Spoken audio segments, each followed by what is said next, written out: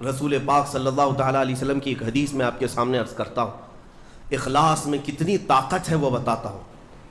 حضور اکرم صلی اللہ علیہ وسلم فرماتے ہیں, صحیح حدیث ہے یہ, 3 لوگ سفر پر تھے, 3 دوست تھے, یہ تینوں سفر پر تھے اور یہ پہاڑوں کے راستے سے جا رہے تھے. ایک پہاڑ کے غار میں ان لوگوں نے پناہ لینے کے لیے تھوڑی دیر آرام کیا اور بارشیں شروع ہو گئیں, طوفانی بارش, اور ایسی بارشیں آئی کہ پہاڑ کے پتھر کھسکنے لگے اور ایک بہت بڑی چٹان کھسک کر کے یہ غار کے منہ پر آ کر گر گئی.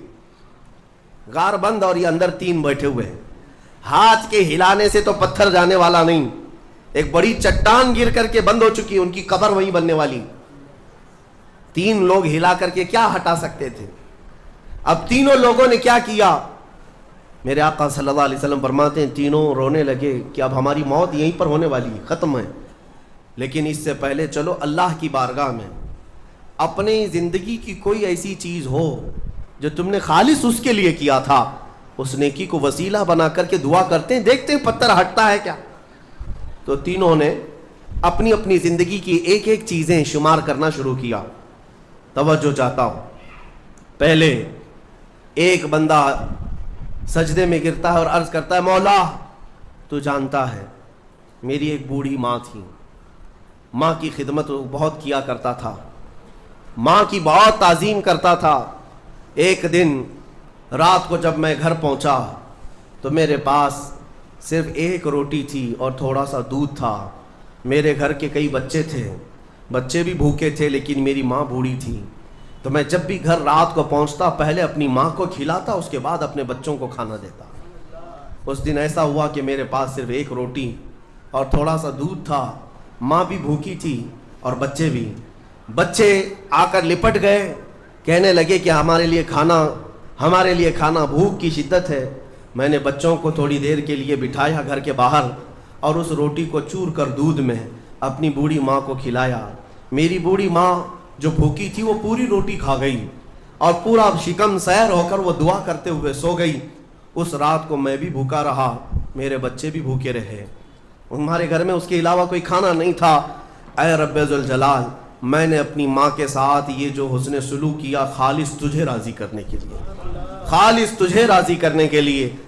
مولا اگر یہ میری نیکی تجھے پسند ہے تو یہ چٹان کو ہٹا دے. وہ دعا کر رہا تھا, چٹان تھوڑی کھسک گئی, اپنے آپ کھسک گئی, لیکن اتنی نہیں کہ وہ نکل سکیں. دوسرا جو ساتھی تھا وہ سجدے میں گرا اور وہ دعا کرنے لگا. یہ پوری حدیث پاک موجود ہے جس کو میرے آقا نے بیان کیا. میرے عزیزو, زندگی میں کوئی ایسی چیز ہو جو اللہ کے لیے کیا ہو, پھر دیکھنا زندگی کی مصیبتیں آئیں, اسی نیکی کو تم اللہ کی بارگاہ میں رکھ سکتے ہو.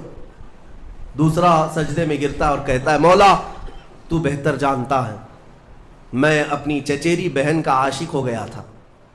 اس کی چچیری بہن تھی, چاچا کی بیٹی, عاشق ہو گیا اور ہم دونوں میں معاشقہ چلنے لگا, ایک دوسرے سے محبت کرنے لگے.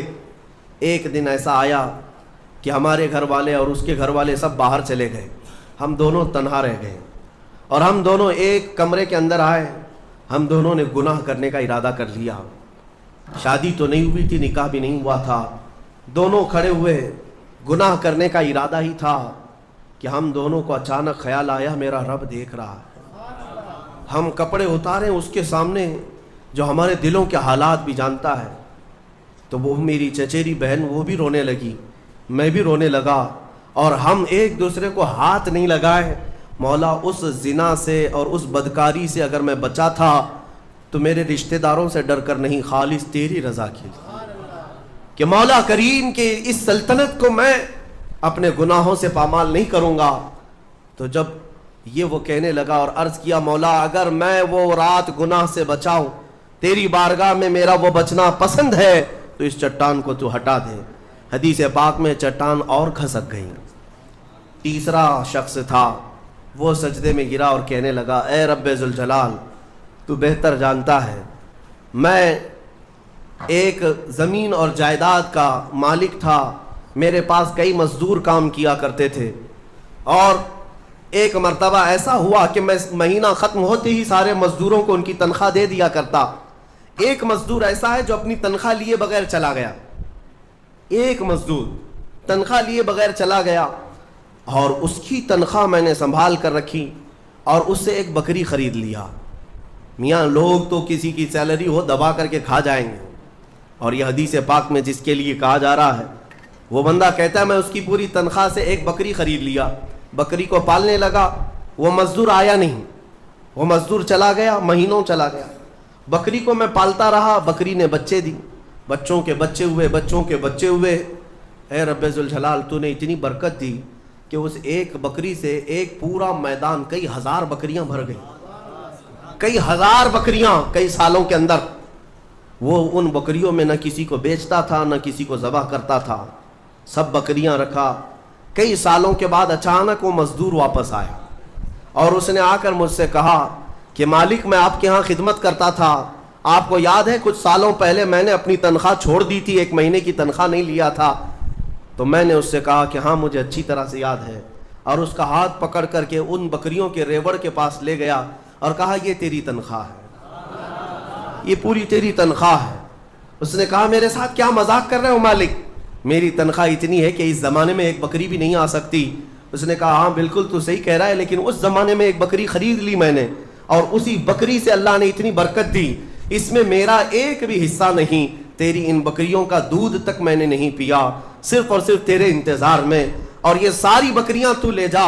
اور وہ مزدور خوشی خوشی اپنے پورے ریوڑ کو، آج کے زمانے کے وہ کئی لاکھوں کی بکریاں ہوں گی، وہ مزدور لے گیا۔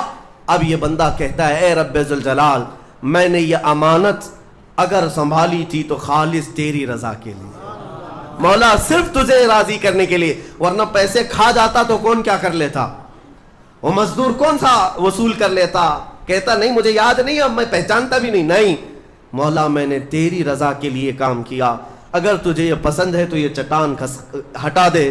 حدیث پاک میں ہے اس نے جیسی یہ دعا کیا پوری چٹان ہٹ گئی، پوری چٹان کھسک کر ختم ہو گئی، ان کا راستہ صاف ہوا۔ پتہ یہ چلا، حدیث پاک کا یہ مفہوم ہے میرے عزیزوں۔ میں اب آپ